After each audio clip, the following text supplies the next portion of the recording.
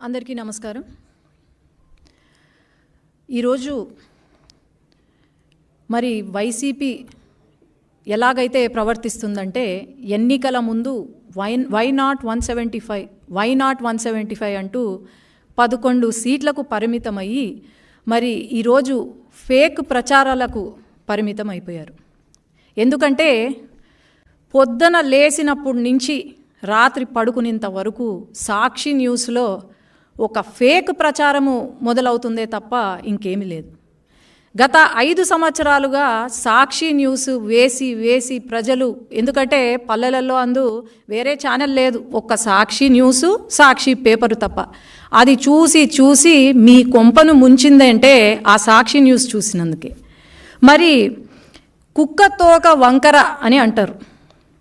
కుక్కతోక వంకర కన్నా మన జగన్మోహన్ రెడ్డి గారి తోక ఇంకా వంకరగా మారినట్టుంది.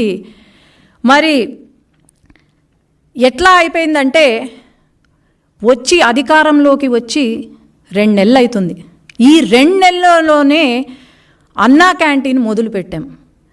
పేదవాడికి ఒక అన్నం పెట్టే అన్నా క్యాంటీన్ని కూడా వీళ్ళు కామెంట్లు చేస్తూ, శుభ్రత గురించి కామెంట్లు చేస్తూ, మరి 5 సంవత్సరాల నుండి వీళ్ళు ఏమైనా మంచి చేశారా అంటే లేదు, ఇప్పుడు మంచి చేస్తున్నారు అంటే వీళ్ళు అడ్డుపడుతున్నారు. అలాగే టీటీడీ ఏదైతే ఉందో అది తెలంగాణ వాళ్ళకి ఇచ్చేసామని చెప్పి, తిరుపతి తెలంగాణ వాళ్ళకి ఇచ్చేసామని చెప్పి, లేదంటే ఇలా అమ్మకు వందనం కార్యక్రమము ఏదైతే ఉందో ఇంకా మనం రివ్యూకి కూడా రాలేదు, రివ్యూ చేస్తున్నాము. ఇప్పుడు మీటింగ్ అందుకే జరుగుతుంది. అప్పుడే సాక్షి న్యూస్లో మరి భారతిరెడ్డి గారు ఉన్నారు. భారతిరెడ్డి గారు సాక్షి ఏమంటారు, సత్యమేవ జయతే అని రాసుకున్నారు సాక్షి న్యూస్లో. సత్యమేవ జయతే కాదు భారతిరెడ్డి గారు, అసత్యమేవ జయతే అని మీరు క్యాప్షన్ మార్చుకుంటే బాగుంటుంది. ఈరోజు సాక్షి న్యూస్ ఓపెన్ చేస్తే మనకు కనిపించేది క్యాబినెట్ మీటింగ్ ఏదైతే ఉందో టీడీపీ ఆల్రెడీ ఇది చూడండి, 16వ తేదీ ప్రతి ఒక్కరికి ఈ నోటీస్ సర్క్యులేట్ అయింది. 28వ తేదీన మనకు క్యాబినెట్ మీటింగ్ ఉంటుంది అని చెప్పి, మరి ఈరోజు ఎందుకు సాక్షిలో ఎటువంటి ఇది లేకుండా లేదు, క్యాబినెట్ మీటింగ్ కావాలనే పోస్ట్పోన్ చేశారు అని లోకేష్ అన్న పైన దుష్ప్రచారాలు చేస్తున్నారంటే వీళ్లకు ఫాల్స్ ప్రచారము తప్ప ఏమీ లేదు. జగన్మోహన్ రెడ్డి గారు ఈ 5 సంవత్సరాలు చేసింది బాగానే చేశారు అని అనుకుంటున్నట్టున్నారు. మరి ఇప్పుడు ఎంతసేపు ఫేక్ ప్రచారము తప్ప, పార్ట్ టైం పొలిటీషియన్గా మారిపోయారు తప్ప ఇంకేం లేదు.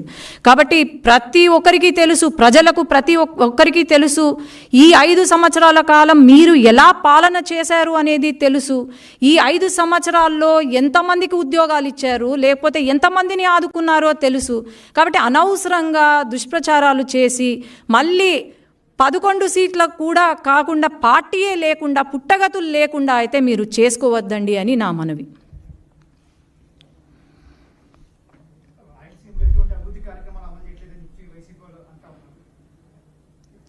మొన్న మన బడ్జెట్ మీటింగ్ జరిగింది.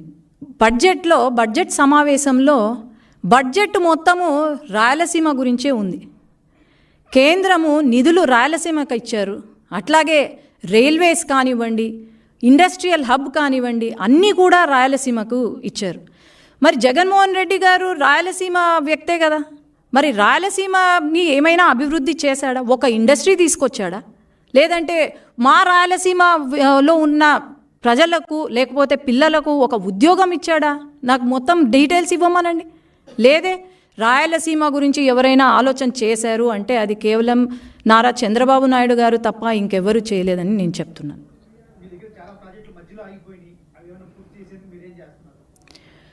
చాలా ప్రాజెక్టులు మధ్యలో ఆగిపోయాయి అంటే అది కేవలం వైసీపీ ప్రభుత్వం వల్లనే, జగన్మోహన్ రెడ్డి గారికి తెలివి లేక ఆగిపోయినాయి తప్ప వేరే లేదు.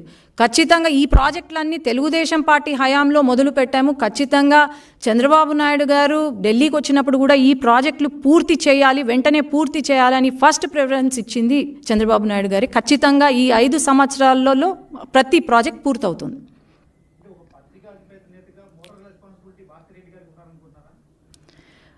అదే చెప్తున్నా, సత్యమేవ జయతే, సాక్షి కింద సత్యమేవ జయతే అని వస్తుంది. సత్యమేవ జయతే కాదు, అసత్యమేవ జయతే. భారతీరెడ్డి గారు ఎడ్యుకేటెడ్ లేడీ. ఒక రియల్ న్యూస్, న్యాయంగా ఒక న్యూస్ని చూపించాలి. కానీ ఎంతసేపు తెలుగుదేశం పార్టీ కార్యకర్తలపైన, నాయకులపైన, లోకేష్ అన్న పైన, వీళ్ళపైనే చెప్తున్నారు. కానీ ప్రజలు ఎవ్వరూ నమ్మడానికైతే సిద్ధంగా లేరు.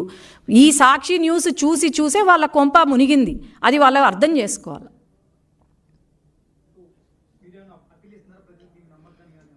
ఖచ్చితంగా మనం అప్పీల్ కూడా ఇవ్వాల్సిన అవసరం లేదు. ఎందుకంటే ప్రజలకు ప్రతి ఒక్కరికి తెలుసు.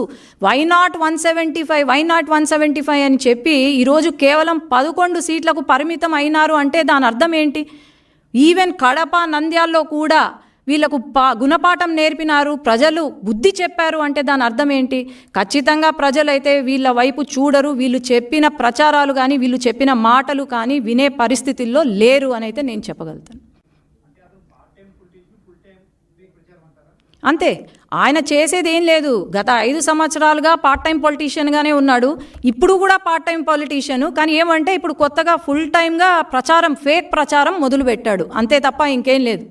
నంద్యాల్లో మొన్న వైసీపీ వాళ్ళు హత్య చేసి మర్డర్లు చేసుకుంటే, లేదు ఇది టీడీపీ వాళ్ళే చేశారని చెప్పి ప్రెస్ మీట్ పెడతారు. ఎప్పుడైనా వచ్చారా? ఈ గత 5 సంవత్సరాల్లో ఆయన ఎప్పుడైనా వచ్చారా? వచ్చి వాళ్ళ కార్యకర్తలను ఆదుకున్నారా? లేదంటే ఎన్ని కేసులు జరిగాయి, ఎన్ని మర్డర్లు జరిగాయి? వాళ్ళ సొంత పార్టీ నాయకులే మర్డర్లు చేసినారు. మరి వాళ్ళనే పక్కన పెట్టుకొని లా అండ్ ఆర్డర్ గురించి మాట్లాడుతుంటే నవ్వుతారు, జనాలు నవ్వుతున్నారు. అది వాళ్ళకి అర్థం కావట్లేదు.